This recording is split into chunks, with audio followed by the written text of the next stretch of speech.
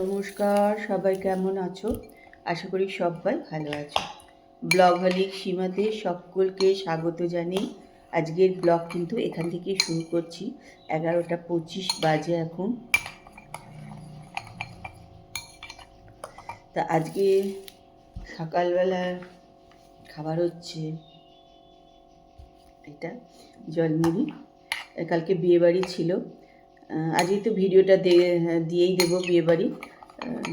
দেখো তোমরা, ভালো লাগবে। কালকে বিয়েবাড়িটা একটু অন্যরকম বিয়েবাড়ি ছিল আর কি। অন্যরকম বলতে আর কি, মেয়ে জি বাংলা একসময় গান টান করেছিল, সেই জন্য ওদের সঙ্গে ভালো ওর পরিচয় আছে এবং মাঝে মাঝে ওরা ডাকেও জি বাংলা থেকে কোনো অনুষ্ঠানে ওকে। সেই তো জি বাংলার অনেক আর্টিস্ট এসেছিল কালকে, সেই জন্য কালকে বিয়েবাড়িটা একটু আলাদা ছিল। যাই হোক, তোমরা ভিডিওটা দেখো, আশা করা মনে হয় ভালোই লাগবে। আজকে তো দিয়ে দেবো, এই 3:30 নাগাদ তো আমি দিই, সময় দিয়ে দেবো। তা ফেব্রুয়ারি মাসটা কিন্তু আমাদের বেশ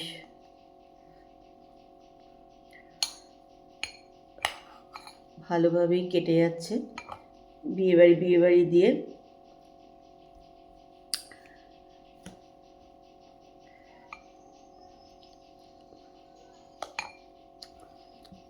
ঠান্ডায় সব অনুষ্ঠানগুলো মোটামুটি হয়ে গেছে। আর মানে বেশ গরম পড়ে গেছে, জানো তো। পাখা, কালকে তো রাত্রিবেলা আমাদের বাড়িতে পাখাই চলেছে। পাখা 2-3 দিন ধরেই চলছে, কিন্তু মাঝরাতে উঠে বন্ধ করে দিচ্ছিলাম। তা কালকে তো আর বন্ধও করা হয়নি। কালকে শুয়েছি।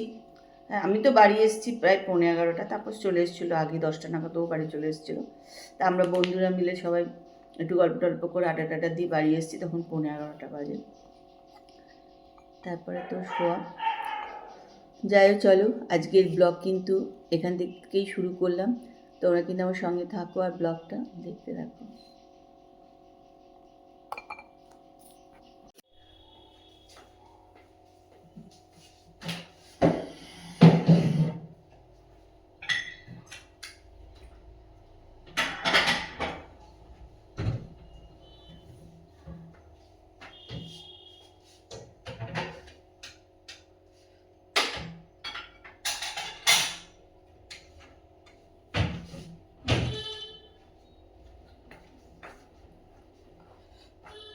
মিষ্টি আজকে কি রান্না করেছে দেখি।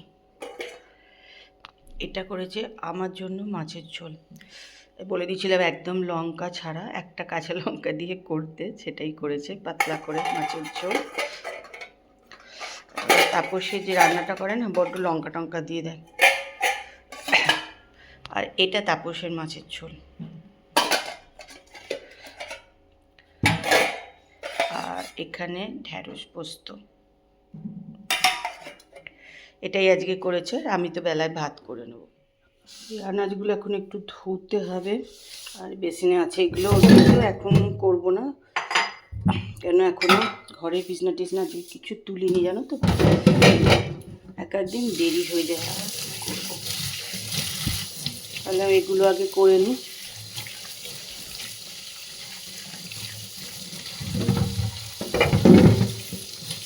না ধুয়ে আনাজে রাখতে ভাল লাগে না।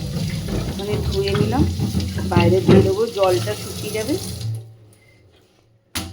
রোদে, তারপরে তুলে দেবো। মিষ্টি আলুটা আর ডিমটা মিষ্টি ধুয়ে রেখেই গেছে, তো সব আনাজও ধোয় না, ওর আসলে সময়ও হয় না সকালবেলায়, তো অন্য বাড়ির কাজ আছে। আমি এখানে ধুয়ে দিয়ে দিলাম রোদে। ওই দেখো ওখানেও ও আলু রয়েছে। তারপর হাড়বো না, কোনো গাছ পুঁতবে, তার জন্য চলছে এইসব কাজকর্ম হয়েছে। এখন বাজে 1টা, আর আমার বাড়িতে হচ্ছে এখন চা। লোকে ভাত খায়, কোথা থেকে এসে ঢুকেই হবে চা ফার্স্টে, সে যত বেলাই হোক যত রাত হোক যাই হোক, হচ্ছে চা।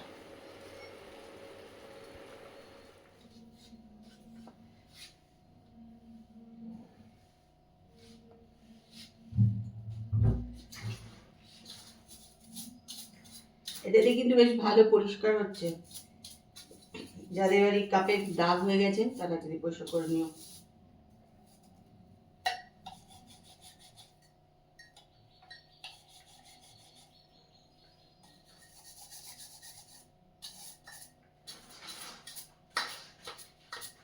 আবার এগুলো একটুখানি সব দাগ দাগ হয়ে গেছিলো চায়ের, কিন্তু বেশ ভালো এটা দিয়ে পরিষ্কার হয়ে গেল।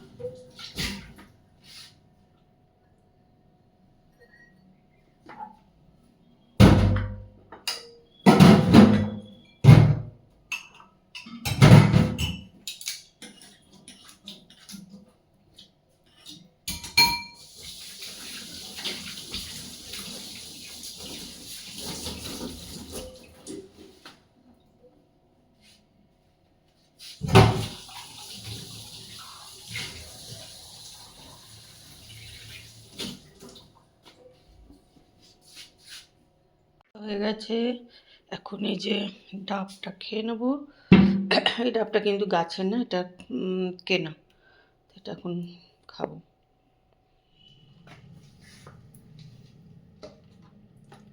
ভাবলাম সন্ধ্যেবেলা একটু কি খাবো, তা এইটা যে এনে রেখেছি, প্রথম একদিন দুদিন খেয়েছি দীঘা থেকে আনার পর, বুঝছো, তার ভুলে গেছি। আজকে হঠাৎ মনে পড়লো এটার কথা। চলো এটাই একটুখানি খাই।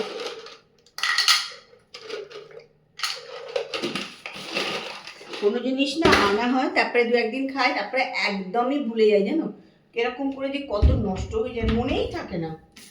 এটাও নিয়ে এসেছিলাম, ভাবলাম চলো আজকে সন্ধ্যেবেলা এগুলো একটুখানি খেয়ে নিই।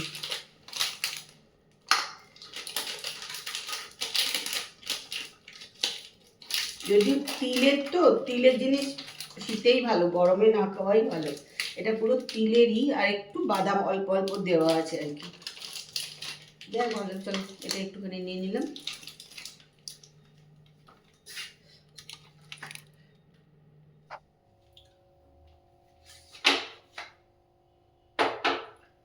চলো চলে এসেছি আজকে রান্নাঘরে। তার কারণ হচ্ছে আজকে বসাবো একটু ভাত।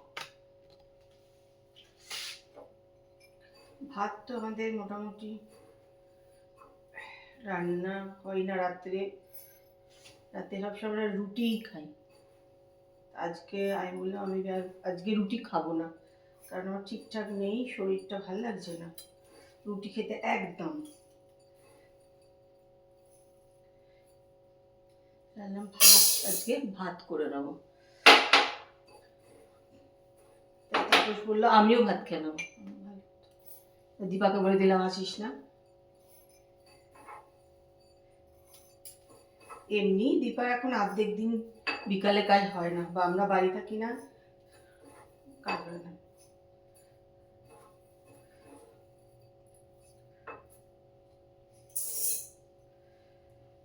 ভাত বসাবো।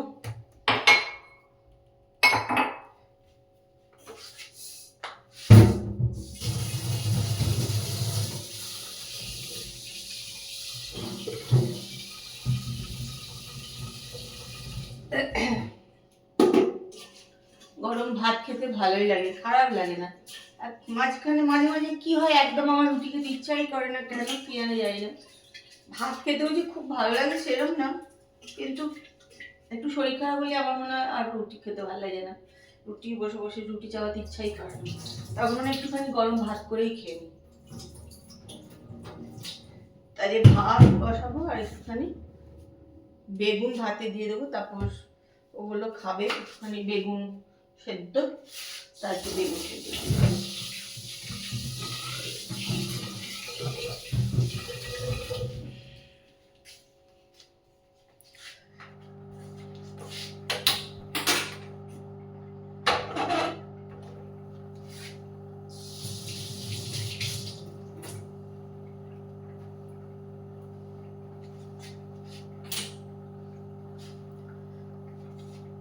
কালকে মঙ্গলবার, আর সব ঘর পরিষ্কার করতে হবে, রান্নাঘর।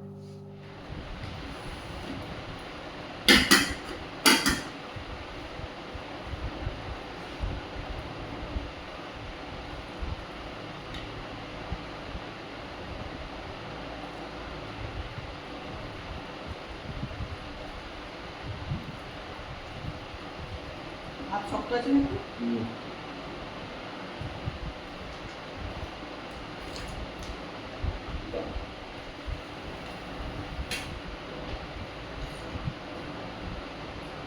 ভাত দেবো একটু?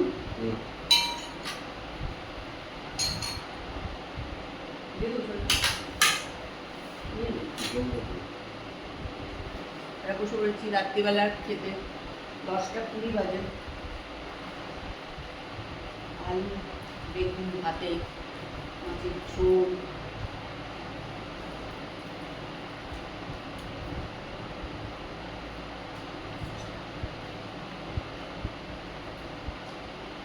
গরমকালে পটল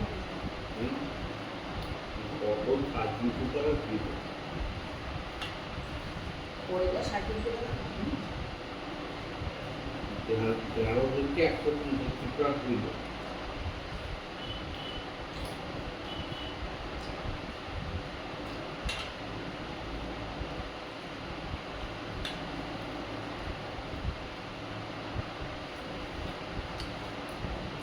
যার যতই কিলো হোক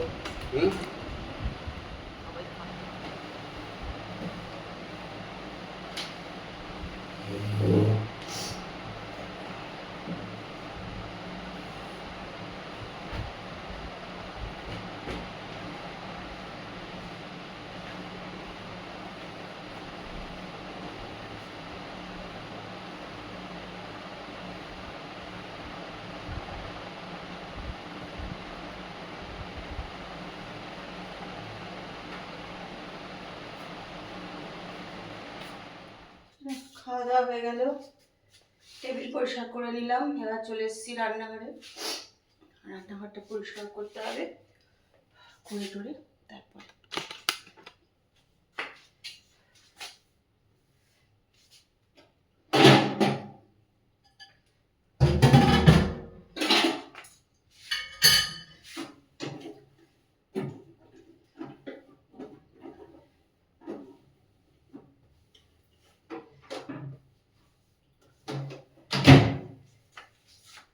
রান্নাঘরটা তো রোজই করতে হয়, রাত্রিবেলা একটু না করলে হয় না। আর কি বলতো, রাত্রিবেলা ভাত টাত খেতে গেলে একটু রান্নাঘর বেশি নোংরা হয়ে যায়। কেন রান্নাঘর তো দুপুরবেলা একবার আমাদের পরিষ্কার হয়, দুপুরে একবার করা হয়, আবার রাত্রে একবার করা হয়। কিন্তু যেদিন ভাত টাত খাওয়া হয় সেদিন রান্নাঘর একটু বেশি নোংরা হয়ে যায়।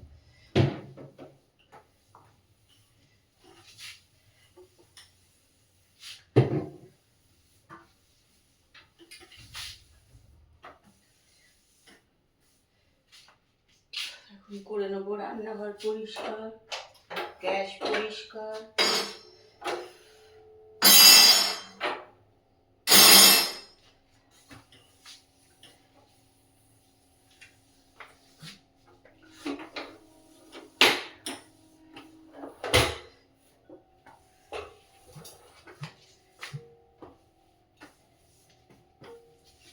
রান্নাঘরটা পরিষ্কার থাকলে সকালবেলা উঠে ভালো লাগে। আর যদি রান্নাঘরটা নোংরা থাকে সকালবেলা উঠে কারো ইচ্ছা করে আগে রান্নাঘর পরিষ্কার করি তারপরে সব করি, সে তো হয় না, কোনো মতেই হয় না।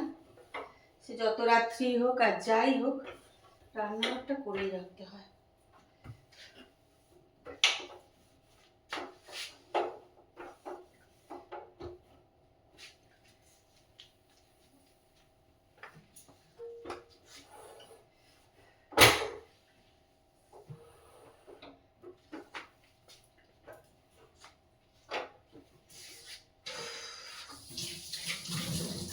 আজকে কাঁচের বাসন কম আছে, অন্যদিন অনেক বেশি থাকে।